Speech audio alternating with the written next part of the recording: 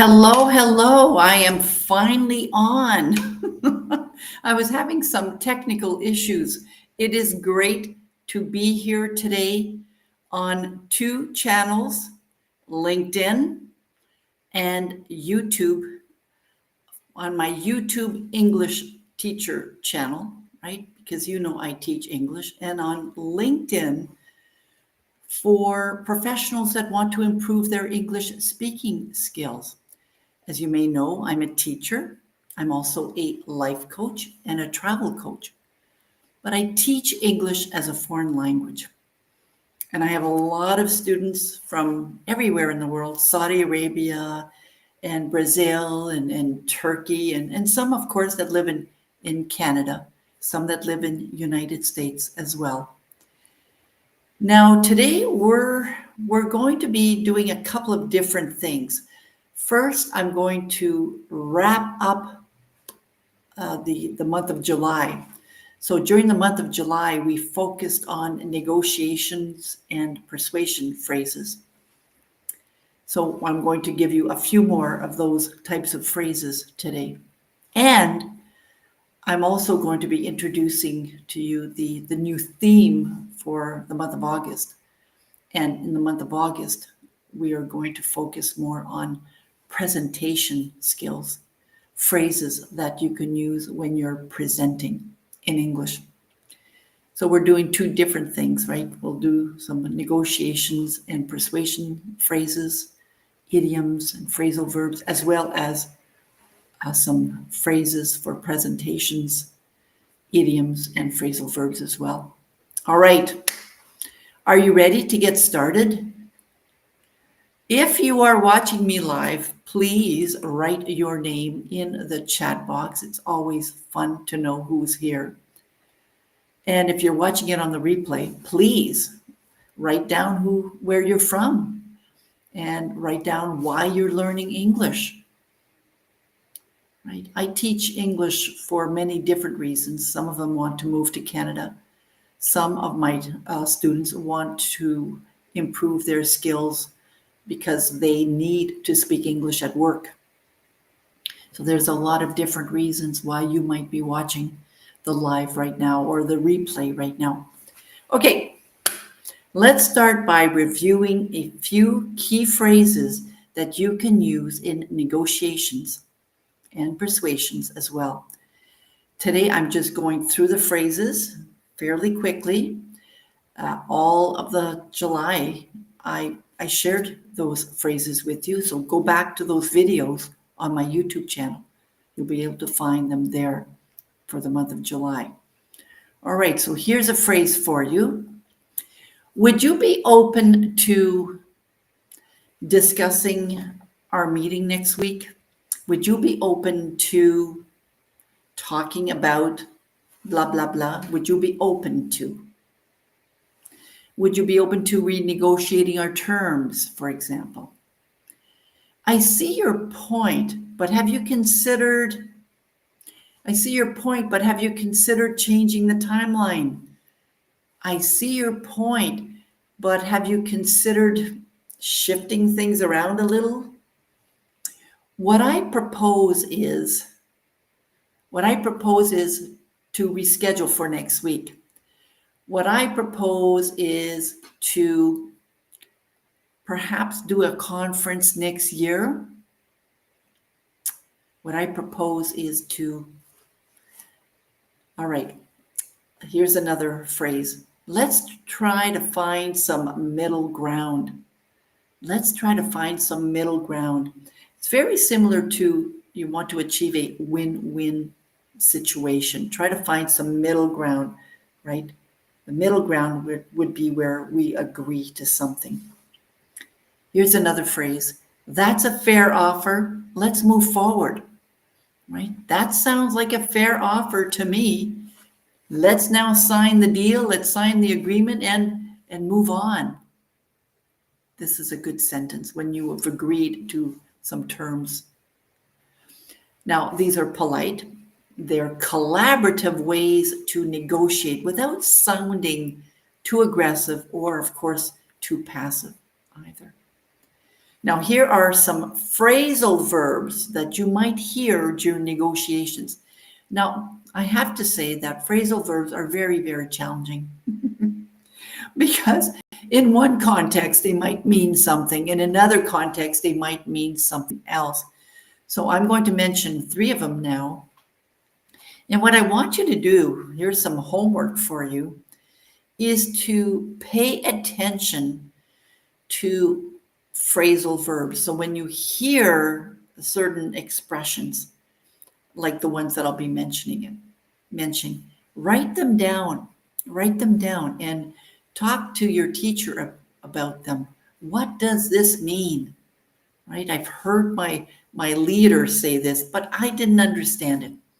So write those types of phrases down, or even phrases that you don't understand, and share them with your teacher. You could share them with me, for example, if I were to be your teacher.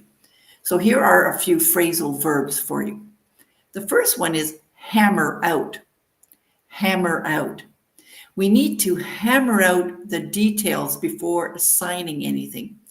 So hammer out means to work out the details of a plan, to decide what those details are going to be. Hammer out. Back down. I mentioned that one last week too. They refused to back down, so we had to compromise. Back down in this situation means they refused to agree, so we had to come up with a compromise. Come around. Come around. Eventually, they came around to our way of thinking. Notice here I said they came around because the verb come in the past tense is came. So they came around to our way of thinking. That means that they've agreed, they've changed their opinions, and they now agree to what we were offering or suggesting. All right, those are 3 phrasal verbs. Now, let's look at some business idioms. And business idioms are also very difficult to understand, but they can be a lot of fun when you're using them in negotiations. So here's an example of an idiom. The ball is in your court now. The ball is in your court. It's your turn to take action, right? If I say the ball's in your court, that means it's now your turn to make a decision, to take an action of some sort. Next one, throw someone under the bus. Oh my goodness. That means to blame someone else to save yourself. So you're going to blame them to save yourself, and you don't want to do that. You don't want to throw anyone under the bus. Just be aware that it does exist. Some people can be blaming you, saying, well, it's all their fault. They're the ones that did that. And that wasn't true. So they're blaming you because they want to look good, right? They want to look good. So you don't do that in negotiations, but be aware that it does exist. All right, here is another business idiom for you. Sweeten the deal. Sweeten the deal. Let's sweeten the deal. That means to offer something extra to make your offer even more attractive. Let's sweeten that deal. We're going to sweeten the deal. It's almost like adding a little bit of sugar to make it taste even better. So thank you for watching me. I see somebody's here watching me. Hello, my name is Linda, business English teacher Linda G. I'm happy that you're joining me, and please tell me where you are watching me from. You could write it in the chat. It's always nice to know where my viewers are watching me from, especially when they're live. Thank you for being here. I appreciate that. All right, so the last business idiom was sweeten the deal, right? That means to offer something extra to make the offer even better. We were talking about persuasions and negotiations. These are phrases that you can use during negotiations and during when you want to persuade someone. All right, now we're going to switch gears. Now, switch gears is another idiom. And usually when you do a presentation, you might have to switch gears like what I'm doing now.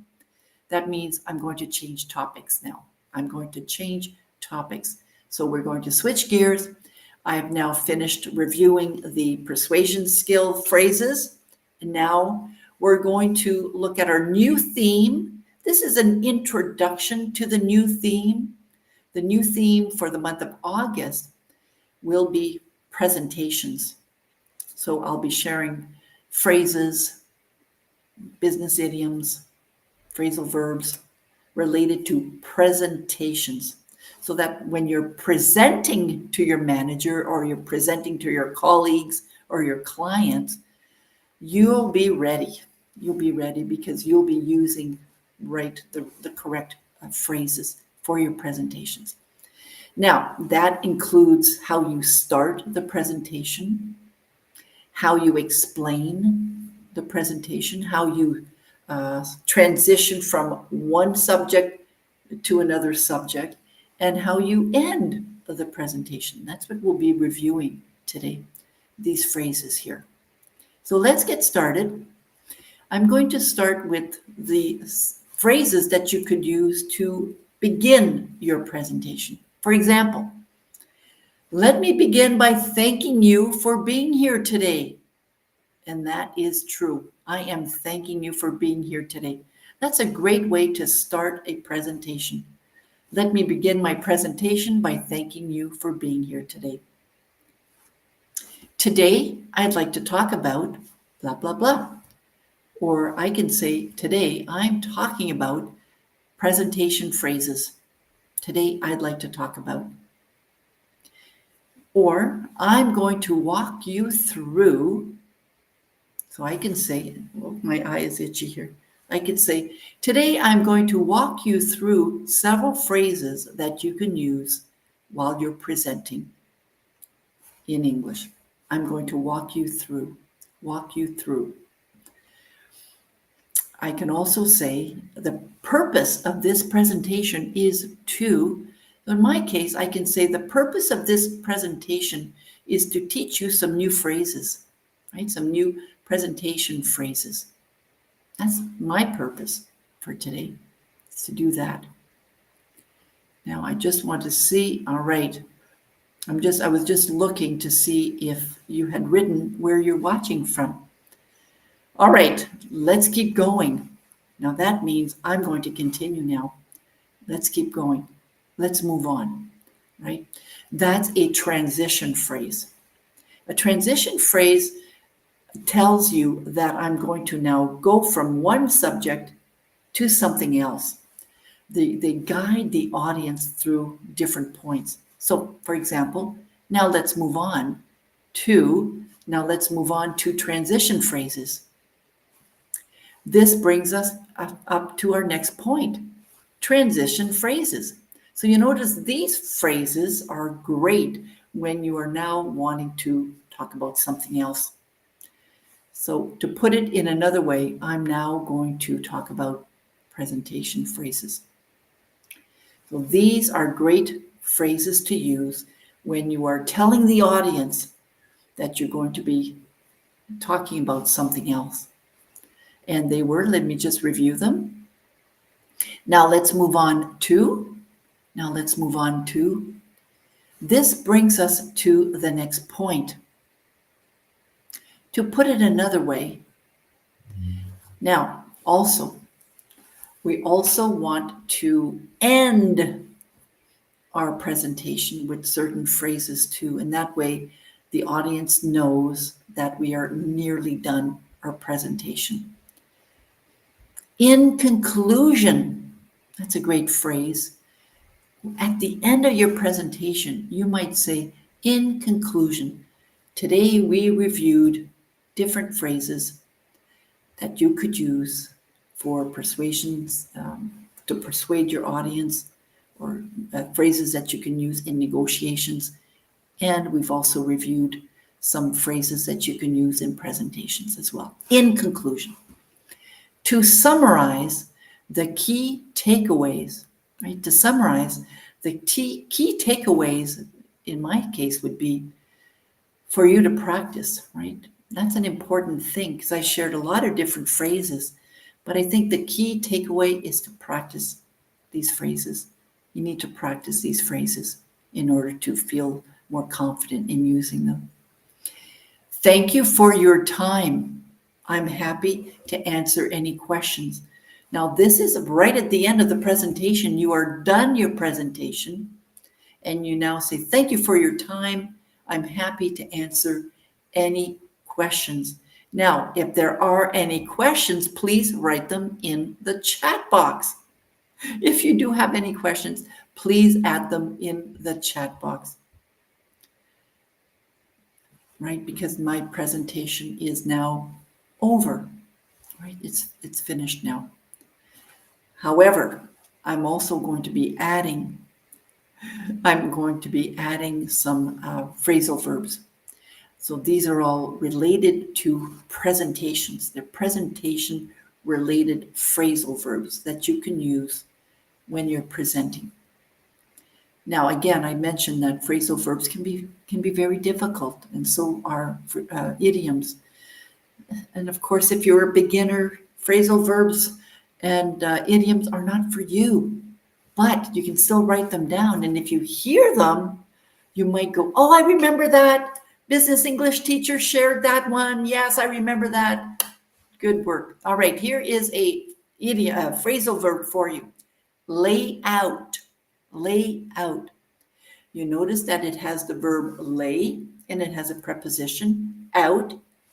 And this is an example. Let me lay out the steps clearly. Let me lay out the steps clearly. Let me tell you what the steps are. I'm going to do this and that and this and that. And it's almost like I am laying them down on a table. I'm not. But when I lay something out, I'm making it very clear what the steps are. Layout. Touch on. Touch on. So I'm just going to touch on this very briefly. It means I won't get into a lot of details. I'm just going to touch it just a little bit. I'm just going to talk a little bit about it. I'll just touch on this briefly. Just a little, almost like a little touch, but that's it. I'll touch on this briefly. Touch on is the phrasal verb. So in the past, it would be I touched on or I laid out, right? That's why it's important to know the present tense. The past tense is very important here. The present participle or the past participle are very important to know as well, because you're not just going to use them in the present tense. I said today, I'll touch on, but I could say last week I touched on this very briefly. And the last one that I want to share with you is zoom in on. So let's zoom in on the key data. That means now we are going to talk very specifically on the key data. For example, let's zoom in on. And you can imagine that this is a big camera, and I'm now zooming in on something very, very specific. All right. Are you ready for some idioms? These are business idioms, and it's not to confuse you. It's to help you. It's to help you. When you hear them, you'll go, oh, I think I know what that means. I think I know what that means. So here are some business idioms that you might hear. In the spotlight, you'll really be in the spotlight during this pitch. So imagine I am a marketing agent and I'm going to pitch you an idea. I'm going to share an idea with you. We call it pitching an idea. I'm going to try to convince you of this idea, and I will be in the spotlight. That means that all eyes will be on me. Everybody's going to be looking at me during this pitch, during this presentation, in the spotlight, in the spotlight. All right. Think on your feet. Think on your feet. What does that mean? What does that mean to think on your feet? Well, good presenters can think on their feet during Q&As. Good presenters can think on their feet. This is, of course, is an idiom that means that we can think very quickly. We're very good at thinking of ways to do things or respond, for example, when we're talking about a presentation. So the example was, good presenters can think on their feet during Q&As. Because, during Q&As, we don't know the answers ahead of time. We don't know which question we're going to be asked. So we need to think really quickly. We have to think on our feet. That's what that means, to think on our feet. All right, here's another one. Hit the ground running. Hit the ground running. And you can imagine that I'm hitting the ground and I'm running. But that's not exactly what it means to hit the ground running. So here's the example. Let's hit the ground running with this campaign. Let's hit the ground running with this campaign. It means let's do this. Let's do it. Let's get excited. Let's have fun. Let's hit the ground running with this campaign. Let's do this. Let's initiate this. Let's initiate this campaign. So when you're negotiating a contract or you're presenting your projects, your ability to use the right English expressions make a huge, huge difference, right? You need to know what these expressions mean, and that takes time. It takes a lot of time. And over time, when you start feeling more comfortable and you improve your English skills, you will feel more confident and you will feel more professional because you will sound more professional as well. And the only way to do that, yes, some of my students, they listen to videos, they listen to TV programs, right? They listen to podcasts, but at some point you'll need to practice out loud. You'll need to practice speaking with a teacher or maybe with a friend who can also speak English. So that's what I'm here for. I'm here to help you improve your English. And of course, if you're interested in learning from me, you can go to my website, speakenglishwithconfidencenow.com, and you can sign up for a free trial. Then we'll talk about how I can teach you. Now, stay tuned all month long. That means a whole month of August, because I'll be sharing more tips and useful language and real life examples to help you present with confidence and clarity, because this month, August, it's all about presentation skills. So I will be sharing some phrases, other phrases related to presentation skills for you, okay? Now, I will be, in the month of August, I will only be on my YouTube channel. I will not be presenting this theme on LinkedIn. So if you want to continue practicing your English skills, you'll need to go on my YouTube channel for that. And I hope you found it useful. If you did find this live useful, like it, subscribe to my YouTube channel as well, and share it with some of your friends. Share it with a colleague. Share it with someone else who is also learning English. All right, now I'm wondering if there are any questions. Let me just review. Any questions at all? No, it doesn't look like there are any questions at all. I want to thank you for being here today. Thank you for viewing me today. I appreciate that. You keep practicing.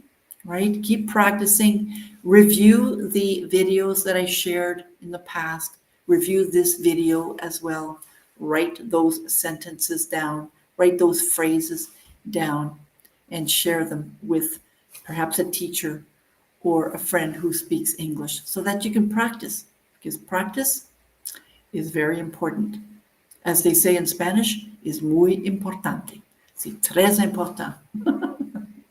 I'm trying to practice my Spanish here. I do speak French, so that's not a practice, but my Spanish, muy importante, it's just for fun. I like to practice my Spanish once in a while. All right, that's it for today. Have yourself a wonderful, wonderful day, everyone. It's Wednesday, and next Wednesday on my YouTube channel, stay tuned for presentation skills, phrases for presentation skills on my YouTube channel.